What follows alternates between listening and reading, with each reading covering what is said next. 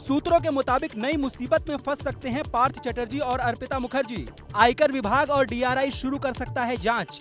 दोनों के खिलाफ ब्लैक मनी एक्ट के तहत दर्ज हो सकता है केस। जांच के लिए अस्पताल ले जाने के दौरान फूट फूट कर रोई अर्पिता मुखर्जी। इस दौरान बेहोश भी हुई अर्पिता।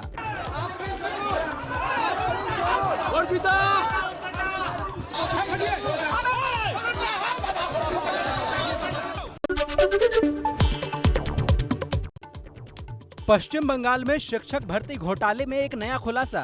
छापे में कैश के अलावा रियल एस्टेट कंपनियों के दस्तावेज मिले। रिश्वत के पैसे रियल एस्टेट में लगाए जाने की बात सामने आई।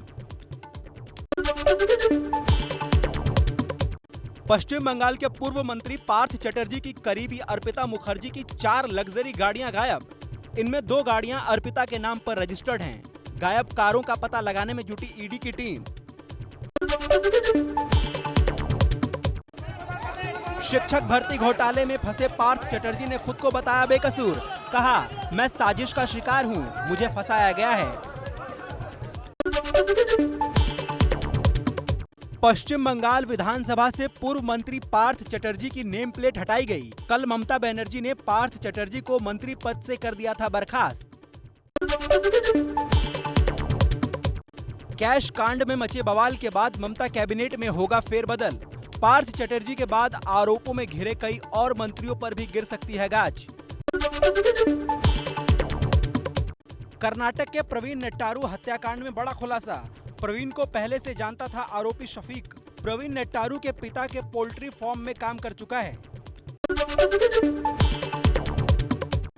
कर्नाटक में बीजेपी युवा मोर्चा के प्रवीण नेट्टारू की हत्या की होगी एनआईए जांच। कर्नाटक सरकार ने प्रवीण हत्याकांड एनआईए को सौंपने का फैसला लिया। कर्नाटक के मंगलुरु में बीजेपी नेता प्रवीण नेट्टारू के बाद अब फैजल नाम के लड़के की हत्या। सूत्रों के मुताबिक पुलिस को शक है कि हत्या प्रवीण नेट्टारू से जुड़ी हो सकती है।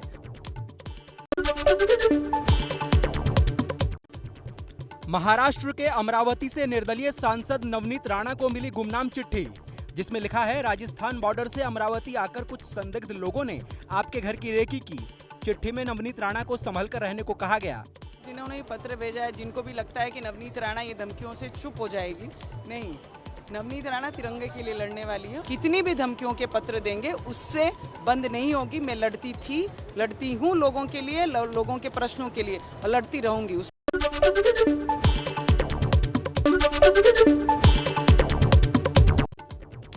कांग्रेस नेता अधीर रंजन चौधरी ने राष्ट्रपति द्रौपदी मुर्मू को चिट्ठी लिखकर माफी मांगी। कहा, मेरी जुबान फिसल गई थी। अधीर रंजन ने राष्ट्रपति मुर्मू को राष्ट्रपत्नी कहा था।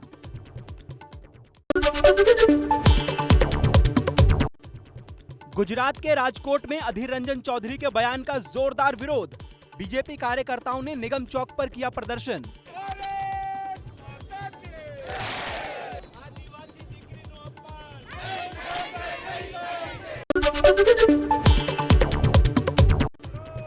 झारखंड की राजधानी रांची में सड़कों पर उतरे बीजेपी कार्यकर्ता। अधीर रंजन चौधरी की राष्ट्रपति को लेकर आपत्तिजनक टिप्पणी के खिलाफ किया विरोध प्रदर्शन।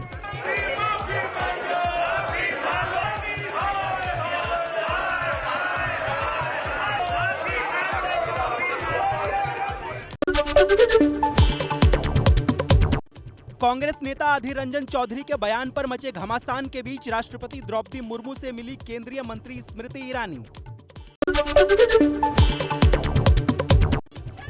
जम्मू में कांग्रेस कार्यकर्ताओं ने केंद्रीय मंत्री स्मृति ईरानी के खिलाफ किया जोरदार प्रदर्शन। कल संसद में स्मृति ईरानी और सोनिया गांधी के बीच हुई थी बहस। नहीं, चुके रखो, ऊपर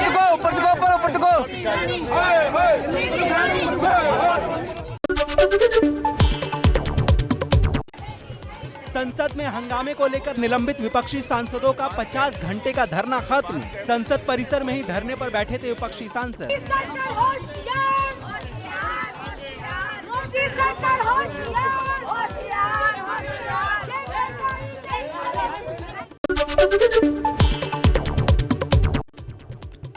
निलंबन के खिलाफ धरने पर बैठे विपक्षी सांसदों पर बीजेपी का बड़ा हमला। प्रहलाद जोशी ने कहा, गांधी प्रतिमा के नीचे कांग्रेस विधायक खा रहे थे चिकन। तो मैं एक पूछना चाहता हूँ, लोग आपके किसके लिए भेजा है? चर्चा के लिए भेजा है या चिकन खाने के लिए भेजा है? प्रहलाद जोशी के चिकन खाने वाले बयान पर बोले आप सांसद संजय सिंह। प्रहलाद जोशी झूठ बोल रहे हैं। महात्मा गांधी की प्रतिमा के सामने कोई कैसे चिकन खा सकता है? भारतीय झूठा पार्टी है, उनको दिन रात झूठ बोलना है। और मैं सिर्फ इतना कहना चाहता हूं, प्रहलाद जोशी जी, आप एक कमजोर संसदीय कार्य मंत्री हैं। गांधी जी के प्रतिमा के आगे कोई चिकन कैसे खा सकता है? स्मृति ईरानी के मानहानि मामले में दिल्ली हाई कोर्ट ने कांग्रेस नेता जयराम रमेश और पवन खेड़ा को जारी किया समन। हाई कोर्ट ने 24 घंटे में स्मृति की बेटी पर आरोप वाले ट्वीट हटाने को भी कहा। कांग्रेस ने स्मृति ईरानी की बेटी पर गोवा में अवैध बार चलाने का लगाया था आरोप।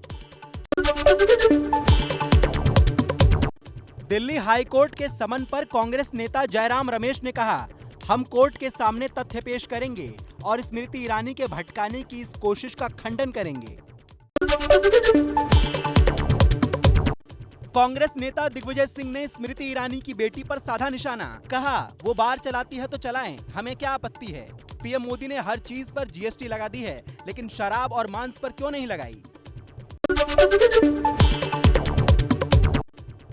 आज फिर हंगामे की भेंट चढ़ा संसद का मानसून सत्र। लोकसभा और राज्यसभा की कार्यवाही सोमवार सुबह 11 बजे तक के लिए स्थगित।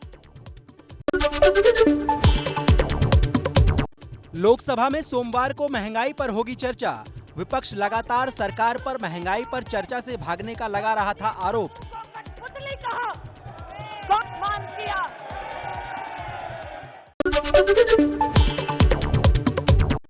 चेन्नई में अन्ना यूनिवर्सिटी के 42वें दीक्षांत समारोह में शामिल हुए प्रधानमंत्री नरेंद्र मोदी। कहा, आज के दौर में दुनिया भारतीय युवाओं को उम्मीद की नजर से देख रही है। ये एक बड़ा सम्मान और जिम्मेदारी है। चेन्नई में अन्ना यूनिवर्सिटी के दीक्षांत समारोह में अपनी स्पीच के बाद क्लासरूम में गए पीएम मोदी। वहां छात्रों से की मुलाकात।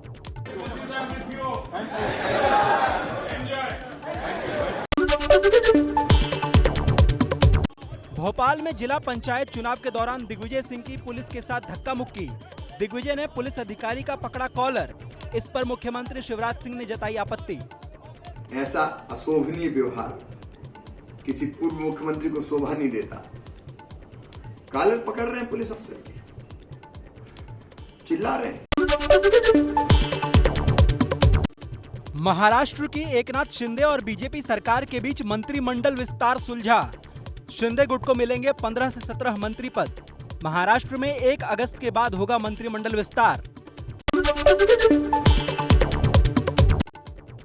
केंद्रीय मंत्री ज्योतिरादित्य सिंधिया ने हैदराबाद में भाग्य लक्ष्मी मंदिर के किए दर्शन। कहा, जितना पुराना चार मीनार है, शायद उतना ही या उससे ज्यादा पुराना भाग्य लक्ष्मी मंदिर है। प्राचीन चार मीनार है, शायद उतना ही प्राचीन या उससे ज्यादा भी प्राचीन। तेलंगाना के मुख्यमंत्री केसीआर ने दिल्ली में अखिलेश यादव से उनके घर पर जाकर की मुलाकात। दोनों के बीच कई अहम मुद्दों पर 1 घंटे तक हुई चर्चा। इस दौरान राम गोपाल यादव भी रहे मौजूद।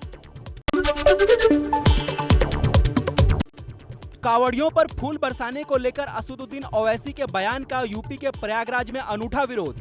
मुस्लिमों ने कावड़ियों पर फूल बरसाए और उन्हें जलपान कराया।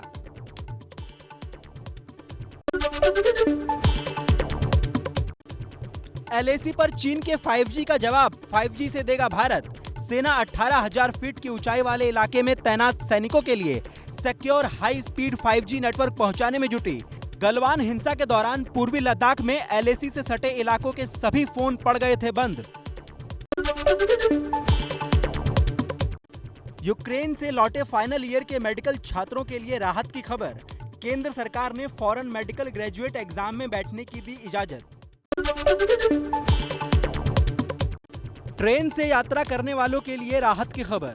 1 हफ्ते में करीब 500 बंद पैसेंजर ट्रेनें फिर शुरू होंगी। इन ट्रेनों को कोरोना की वजह से कर दिया गया था बंद।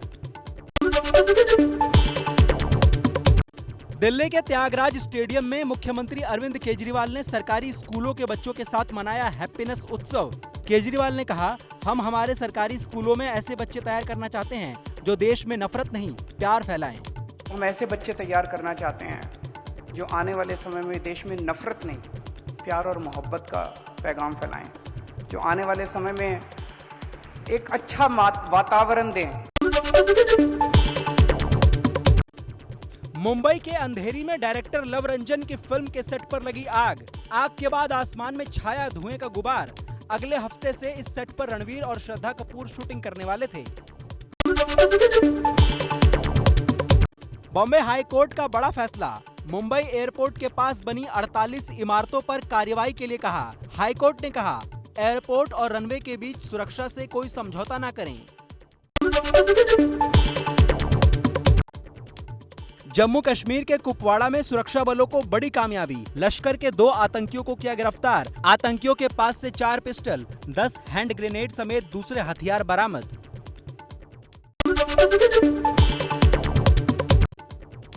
उत्तर प्रदेश के बांदा में इनोवा और ऑटो की हुई टक्कर। हादसे में 6 लोगों की मौत और 7 गंभीर रूप से घायल। घायलों को मेडिकल कॉलेज में कराया गया भर्ती। उत्तराखंड के टिहरी में बस हादसे का वीडियो आया सामने। तेज रफ्तार बस ब्रेक फेल होने की वजह से कई लोगों को रौंदते हुए दीवार से टकराकर पलट गई। हादसे में एक महिला की मौत, 50 लोग घायल। गुजरात के सुरेंद्रनगर में बोरवेल में गिरी 12 साल की बच्ची को सुरक्षित निकाला गया। 400 फीट गहरे बोरवेल में 40 फीट नीचे फंसी थी बच्ची। आने वाले त्योहारों को लेकर लखनऊ पुलिस अलर्ट। पुराने लखनऊ के संवेदनशील इलाकों में बाइक से निकले पुलिस अधिकारी, किया रूट मार्च। मुंबई के शिवाजी नगर में एक घर से 2 बच्चों समेत 4 लोगों के शव बरामद।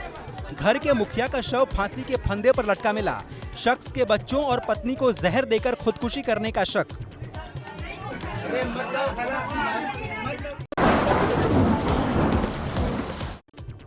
बाढ़ बारिश से अब तक राहत नहीं। जम्मू के पुंछ में सैलाब में फंसे लोगों का रेस्क्यू, तो वहीं उत्तराखंड के उत्तरकाशी और जोशीमठ में लैंडस्लाइड। उत्तराखंड के उत्तरकाशी में लैंडस्लाइड। बंदरकोट के पास गंगोत्री हाईवे पर गिरे बड़े बड़े चट्टान।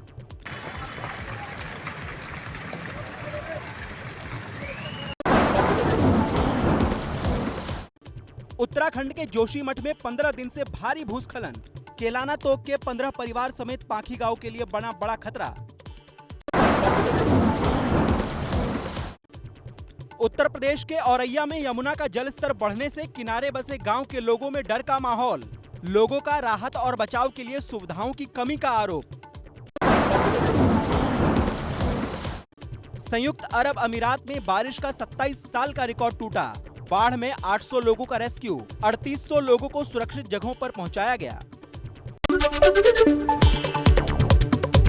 उज्बेकिस्तान में एससीओ की बैठक के दौरान भारत के विदेश मंत्री एस जयशंकर और उनके पाकिस्तानी समकक्ष बिलावल भुट्टो एक टेबल पर साथ बैठे। पाकिस्तान में शहबाज शरीफ की सरकार बनने के बाद ये पहला मौका है जब भारत और पाकिस्तान के विदेश मंत्री एक साथ बैठे हैं। जैसे ही घड़ी का काटा दोपहर 2:30 पे आए, बबीता जी का दिल सास बहू साजिश के लिए मचल जाए। और ये है इनकी बहू, पूरे दिन ऑफिस की टेंशन हो जाए गॉन जब ये करें अपना फेवरेट शो फ्री टाइम पे ऑन। इनकी तरह आप भी देखें अपना फेवरेट शो अपने टाइम पर और डाउनलोड कीजिए एबीपी लाइव ऐप अपने स्मार्ट टीवी पर।